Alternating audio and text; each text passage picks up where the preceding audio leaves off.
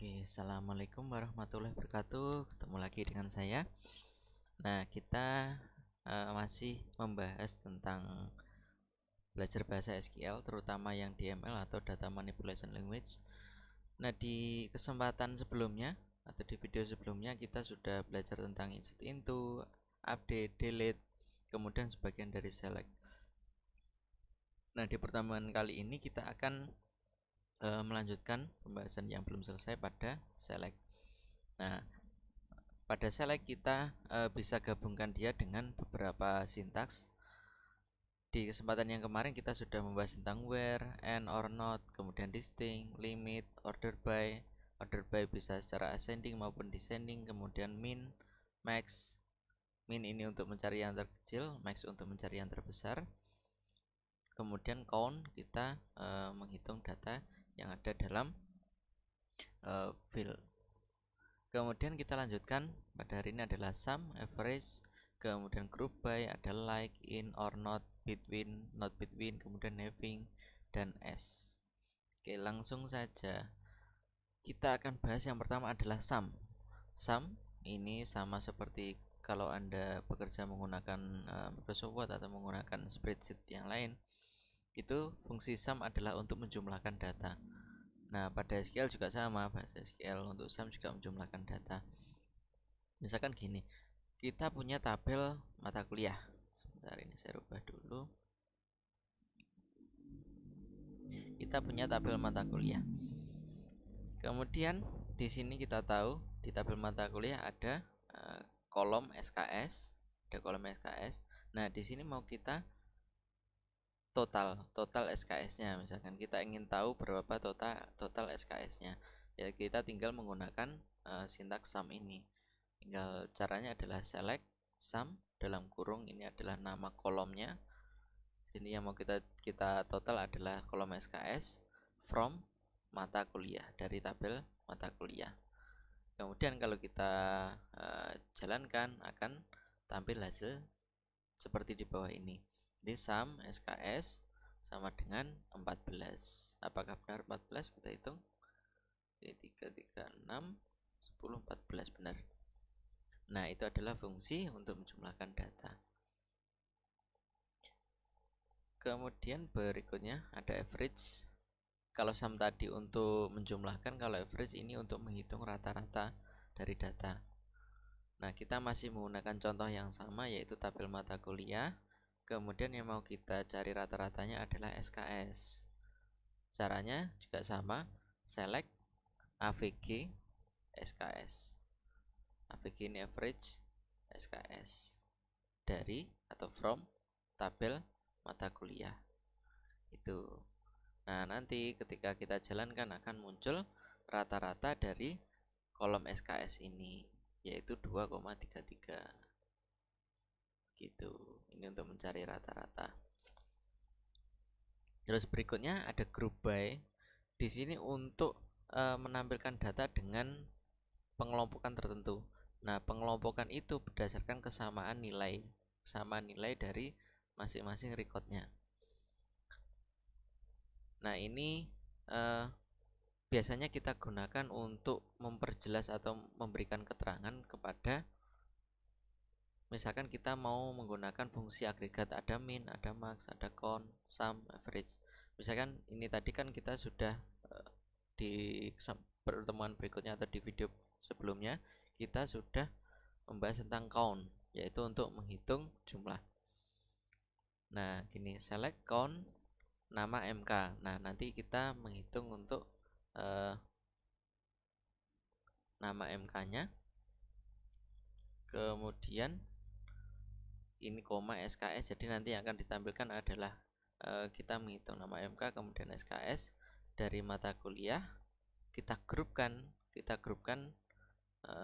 menggunakan SKS. Jadi kita kelompokkan menggunakan SKS-nya. Jadi kan kalau kita lihat di sini di kolom SKS itu ada nilainya SKS yang 3, kemudian ada SKS yang 2. Nah, ini nanti akan dikelompokkan. Gitu. Nah, kemudian di sini menggunakan count untuk menghitung jumlah kita gabungkan juga dengan SKS-nya di sini agar kelihatan. Nanti keterangannya adalah tampilannya begini. Count untuk perhitungan dari nama MK atau jumlah nama MK yang memiliki kesamaan. Nah, kesamaan itu berdasarkan apa? Tadi kan berdasarkan SKS. Kita lihat di sini. Untuk yang SKS-nya 2 ini ada 4 buah. Ada 4 jumlahnya.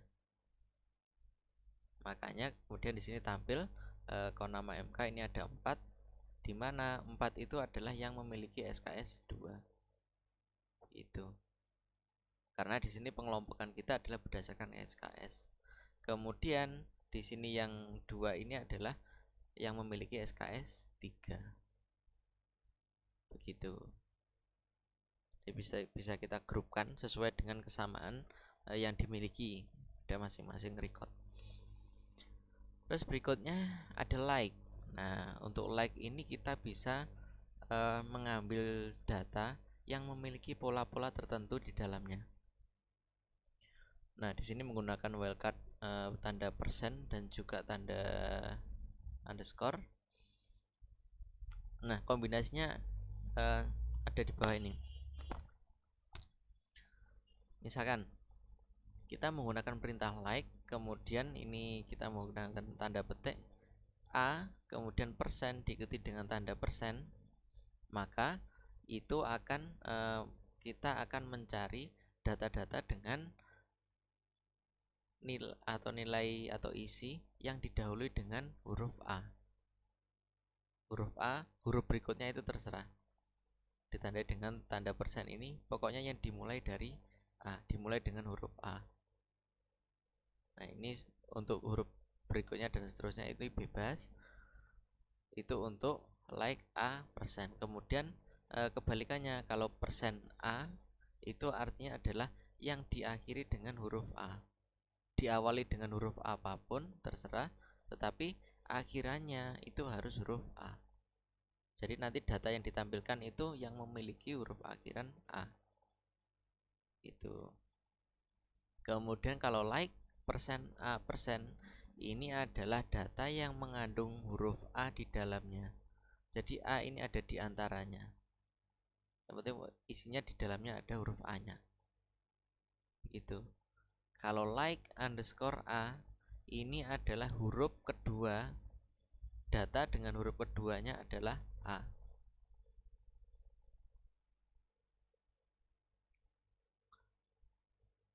Kalau untuk like A underscore persen, itu untuk huruf yang atau data yang diawali dengan huruf A dan setidaknya itu panjangnya 2 karakter. Kemudian kalau like A underscore underscore ini tidak kelihatan karena kelihatan nyambung, sebenarnya ada 2. Nah, itu hampir sama dengan yang atasnya tadi. Tapi di sini setidaknya panjangnya adalah 3 karakter. Kemudian kalau like A persen, tanda persen kemudian N, berarti diawali dengan A, diakhiri dengan N. Tengah-tengahnya ini bebas. Yang penting pokoknya datanya adalah diawali dengan huruf A, diakhiri dengan N. Itu untuk like. Kemudian untuk contohnya bisa kita lihat di sini, kita masih menggunakan contoh yang sama, yaitu menggunakan tabel mata kuliah. Oke, ada 2 contohnya ini. Yang pertama, kita mau menampilkan data mata kuliah yang diakhiri dengan huruf A. Berarti kalau diakhiri dengan huruf A, berarti tandanya adalah persen A. Nah, di sini kita lihat misalkan select nama MK. Jadi nanti yang ditampilkan adalah nama field nama MK, kemudian from mata kuliah, dari tabel mata kuliah, where, di mana nama MK itu like persen A. Jadi diawali dengan huruf apapun, yang penting akhirannya adalah A. Kita lihat hasilnya. Oh, ini hasilnya adalah yang pertama basis data, yang kedua adalah struktur data. Nah, keduanya ini diakhiri dengan huruf A. Apakah ada yang lain? Kita coba cek. Ini basis data tadi sudah ditampilkan, ini tidak. Struktur data ini diakhiri dengan A, yang lainnya juga tidak. Berarti benar. Jadi untuk hasilnya itu data-data yang memiliki akhiran A. Kemudian contoh yang kedua yaitu menampilkan data mata kuliah yang huruf keduanya E. Jadi huruf keduanya adalah E dari tabel mata kuliah.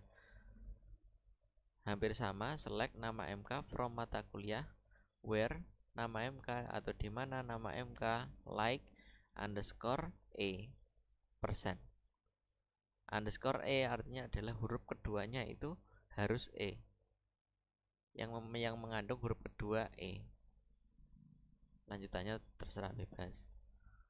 Nah, yang huruf keduanya E di sini ditampilkan ada pemrograman web, ada pemrograman berorientasi objek karena keduanya mengandung huruf E berada pada posisi yang nomor 2. Setelah P ini ada E, setelah P ini ada E. Untuk yang lain kita cek tidak ada, ya hanya itu. Nah, itu adalah fungsi sintaks like. Nah, nanti kalau Anda ingin menyeleksi data itu bisa menggunakan ini atau menggunakan pencarian. Ini biasanya kita gunakan untuk pencarian. Misalkan kita menggunakan pencarian dengan kata kunci tertentu, nah kita bisa memanfaatkan like ini. Begitu. Terus berikutnya ada in. Nah, pada in ini digunakan untuk lebih menspesifikkan data, terutama pada where. Nah, ini juga bisa digunakan untuk menggantikan perintah or. Karena untuk perintah or itu ada beberapa perintah yang kita gabungkan menjadi satu, kemudian kita hubungkan dengan menggunakan or. Nah, kita langsung ke contohnya saja. Misalkan kita ingin menampilkan data yang memiliki kode MK shift 0001, shift 0002, shift 003. Berarti secara spesifik kita sebutkan misalkan select bintang from mata kuliah where kode MK in atau kode MK itu di dalamnya berisi shift 0001, shift 0002, shift 0003. Jadi nanti yang ditampilkan adalah yang memiliki kode MK 3 ini. Nah, shift 001 di sini nanti tampil basis data, shift 0002 pemrograman web, shift 0003 itu ada dasar pemrograman. Kemudian ini kebalikannya, ada in, ada not in. Jadi menampilkan data yang tidak memiliki kode shift 001, shift 002, shift 003. Jadi selain yang bernilai kode MK-nya nilainya bukan shift 01, shift 0002, shift 0003 itu akan ditampilkan. Nah, caranya yang kebalikannya, select bintang from mata kuliah where kode MK ini not in, yaitu tidak dalam ini shift 001, shift 002, shift 0003. Berarti selain itu nanti akan ditampilkan. Nah, tampilannya adalah seperti ini. Jadi dalam tabel mata kuliah tadi di dalamnya ada shift 001 sampai shift 0006. Nah, selain itu, selain shift 001 sampai shift 003 ada shift 004, shift 0005, shift 0006. Itu berarti yang tampil adalah selain itu, yang nanti bisa digunakan sesuai dengan kebutuhan. Terus berikutnya ada between. Nah, between ini juga sama, hampir sama dengan in tadi, tapi di sini lebih kepada rentang nilainya, rentang nilai tertentu. Kalau tadi kan kita sebutkan misalkan shift 001, shift 002, shift 003. Nah, ini kalau ini kita bisa menampilkan menggunakan rentang tertentu. Jadi misalkan gini, kita ingin menampilkan kode MK antara shift 004 sampai shift 0006. Nah, untuk sintaksnya select bintang, ini kita mau tampilkan semuanya from mata kuliah where kode MK itu between shift 0004 and shift 0006. Berarti yang memiliki nilai rentang shift 0004 sampai dengan shift 0006. Berarti nanti yang tampil ini ada shift 0004, shift 0005 dan shift 0006. Begitu. Jadi tidak kita sebutkan seperti tadi, seperti pada in tadi. tetapi kita sebutkan adalah rentangnya. Nah, ini lebih sesuai, misalkan gini, kita memiliki kode MK misalkan sampai shift 0000 misalkan 30 gitu. Nah, kita tidak perlu lagi mengetikkan mulai shift 1 sampai shift 1, shift 002, shift 003 dan seterusnya sampai 30, tetapi kita cukup menggunakan between ini saja. Between shift 0001 sampai shift 0030 begitu. Nah, kemudian contoh yang kedua ini adalah juga kebalikannya, ada kalau tadi ada in, ada not in, kalau ini ada between, ada not between. Juga fungsinya hampir sama. Kalau ini kebalikannya, berarti nanti yang dicari adalah selain dari nilai yang berada pada rentang shift 0004 dan shift 0006. Berarti selain itu nanti yang akan ditampilkan. Nah, yang ditampilkan adalah seperti ini. Karena di sini not between shift 004 dan shift 0006, maka yang tampil adalah shift 0001 sampai 3. Begitu untuk between. Kemudian selanjutnya adalah having. Nah, having di sini adalah sintaks tambahan untuk melengkapi SQL, karena pada where itu kita tidak dapat menggunakan fungsi agregat seperti min, max, count, sum, average. Kalau pada having ini kita bisa menggunakan fungsi-fungsi seperti itu. Nah, contohnya di sini misalkan kita ingin menampilkan data yang memiliki SKS lebih dari 2. Menampilkan data pada tabel mata kuliah tadi yang memiliki SKS itu lebih besar dari 2 atau lebih dari 2. Caranya select bintang from mata kuliah having SKS tanda lebih besar dari 2 atau lebih dari 2. Maka yang tampil adalah SKS yang memiliki SKS 3. Begitu. Kemudian kita gunakan fungsi having ini misalkan untuk menampilkan kelompok berdasarkan SKS, di mana jumlah mata kuliahnya adalah lebih besar dari 3. Ini kita menggunakan contoh yang awal tadi, menggunakan grup by SKS. Jadi di sini kita mau menampilkan total atau count atau jumlah dari nama MK-nya setelah dikelompokkan menggunakan SKS, itu kita tampilkan kelompok yang isi anggotanya lebih dari 3. Maksudnya seperti itu. Jadi kita tampilkan kelompok yang anggotanya tadi itu lebih dari 3. Karena tadi kita tahu yang memiliki SKS 2 adalah anggotanya ada 4. Ini kita lihat contoh di sebelumnya. Nah, di sini ini ada tabel mata kuliah. Di sini kan ketika kita kelompokkan, lebih baik ke grup by. Nah, ini. Nah, di sini tadi kan ketika kita kelompokkan dia, kita grupkan, itu ada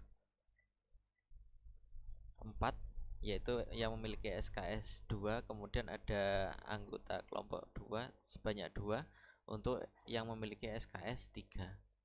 Nah, tadi untuk contoh yang tadi itu adalah kita ingin menampilkan hasil perhitungan jumlah anggota dari kelompok berdasarkan SKS yang memiliki anggota lebih dari 3 gitu. Kita kembali lagi. Nah, ini. Maka yang ditampilkan adalah count nama MK, ada SKS 2, SKS nilainya 2, kemudian jumlah anggotanya adalah 4. Karena 4 ini lebih besar daripada 3. Jadi anggota yang ditampilkan adalah anggota yang total jumlahnya itu lebih dari 3. Maka yang tampil adalah 4 ini saja. Itu salah satu contohnya. Kemudian yang terakhir ini ada S. S ini adalah kita gunakan untuk memberikan nama lain atau alias. Nama lain atau alias. Jadi di sini bisa kita gunakan, kita terapkan pada tabel, pada nama tabel ataupun nama kolom. Dan ini sifatnya sementara, tidak permanen. Jadi ketika kita tampilkan namanya nanti akan berubah.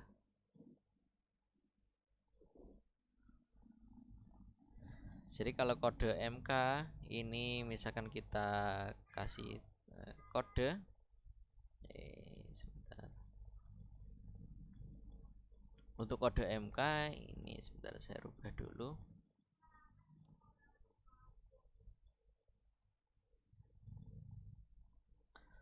Akan tampil kode nama SKS. Tuh.